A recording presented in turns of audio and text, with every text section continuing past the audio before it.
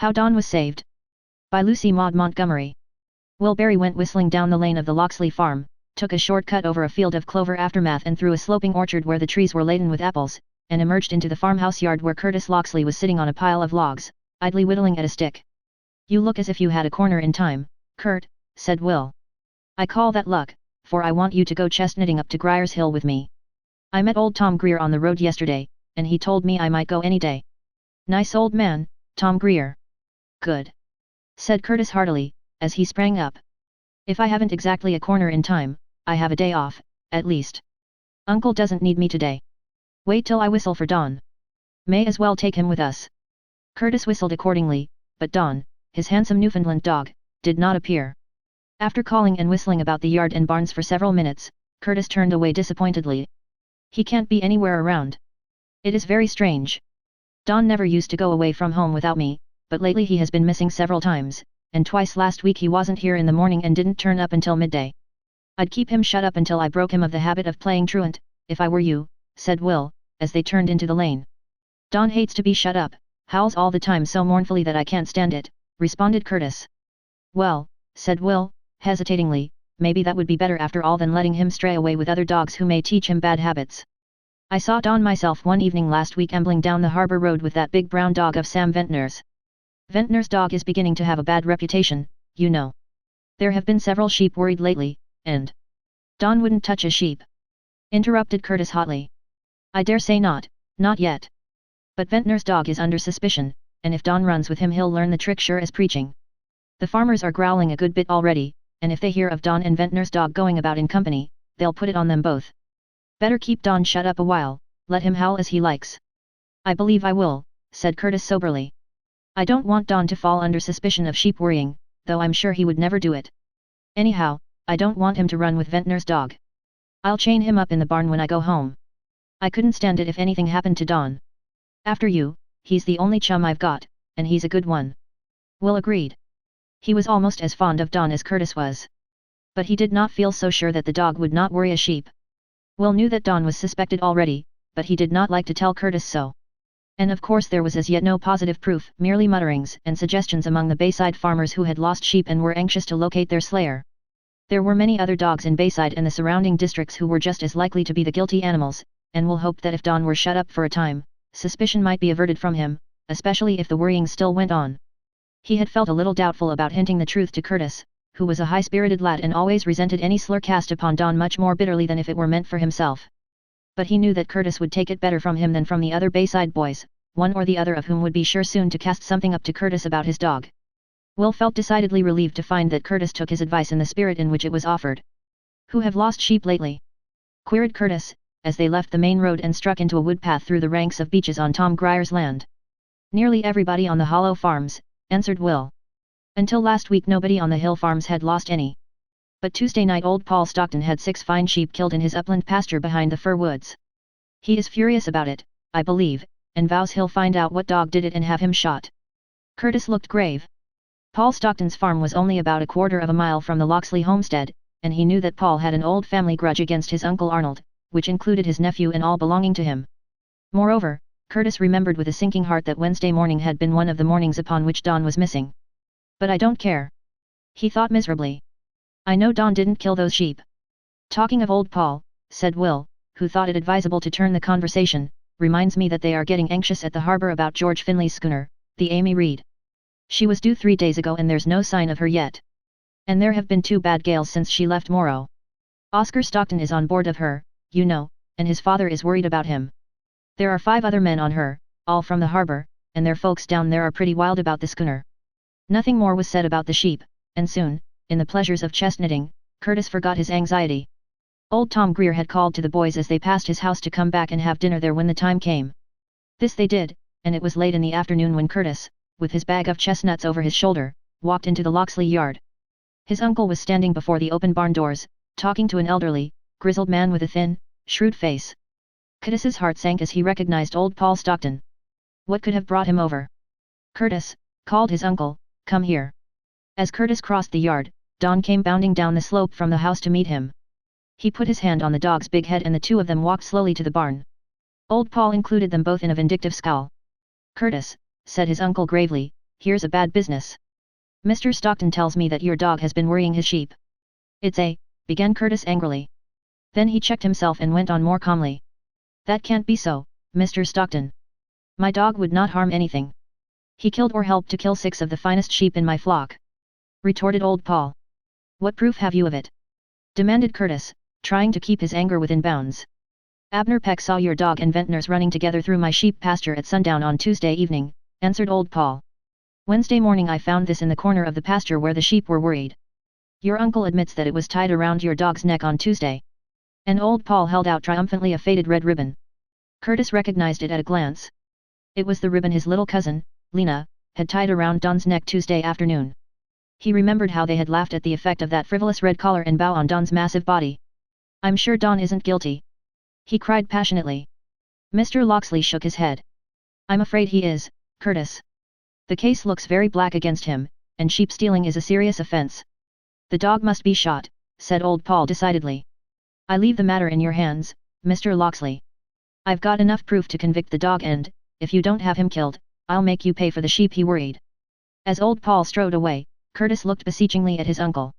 Don mustn't be shot, uncle, he said desperately. I'll chain him up all the time.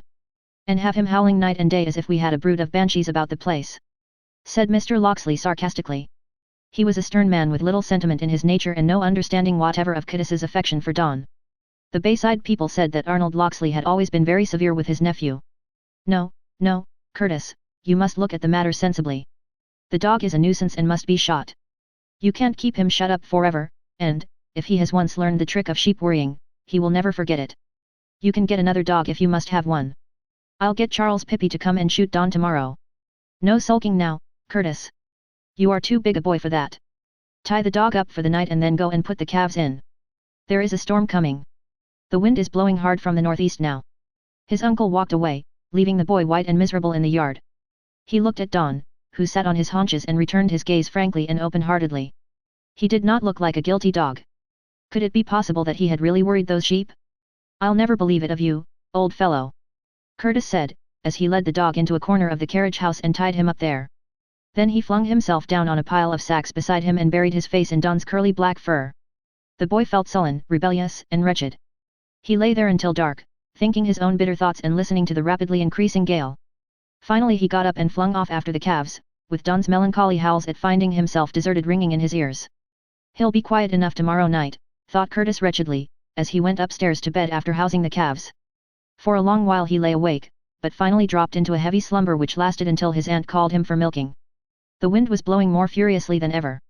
Up over the fields came the roar and crash of the surges on the outside shore. The harbour to the east of Bayside was rough and stormy. They were just rising from breakfast when Will Barry burst into the kitchen. The Amy Reed is ashore on Gleason's Rocks, he shouted. Struck there at daylight this morning. Come on, Kurt. Curtis sprang for his cap, his uncle following suit more deliberately. As the two boys ran through the yard, Curtis heard Don howling. I'll take him with me, he muttered. Wait a minute, Will. The harbour road was thronged with people hurrying to the outside shore, for the news of the Amy Reader's disaster had spread rapidly. As the boys, with the rejoicing Don at their heels, pelted along, Sam Morrow overtook them in a cart and told them to jump in. Sam had already been down to the shore and had gone back to tell his father. As they jolted along, he screamed information at them over the shriek of the gale. Bad business, this. She's pounding on a reef bout a quarter of a mile out. They're sure she's going to break up, old tub, you know, leaky, rotten. The sea's tremendous high, and the surf's going Dean over her. There can't be no boat launched for hours yet, they'll all be drowned. Old Paul's down there like a madman, offering everything he's got to the man who'll save Oscar, but it can't be done. By this time they had reached the shore, which was black with excited people. Out on Gleason's Reef the ill-fated little schooner was visible amid the flying spray. A grizzled old harbour fisherman, to whom Sam shouted a question, shook his head. No, can't do nothin'. No boat CD live in that surf for a moment. The schooner'll go to pieces mighty soon, I'm feared. It's Tubble. To stand by and watch your neighbors drown like this. Curtis and Will elbowed their way down to the water's edge. The relatives of the crew were all there in various stages of despair, but old Paul Stockton seemed like a man demented. He ran up and down the beach, crying and praying. His only son was on the Amy Reed, and he could do nothing to save him. What are they doing? Asked Will of Martin Clark. Trying to get a line ashore by throwing out a small rope with a stick tied to it, answered Martin. It's young Stockton that's trying now. But it isn't any use. The cross currents on that reef are too powerful.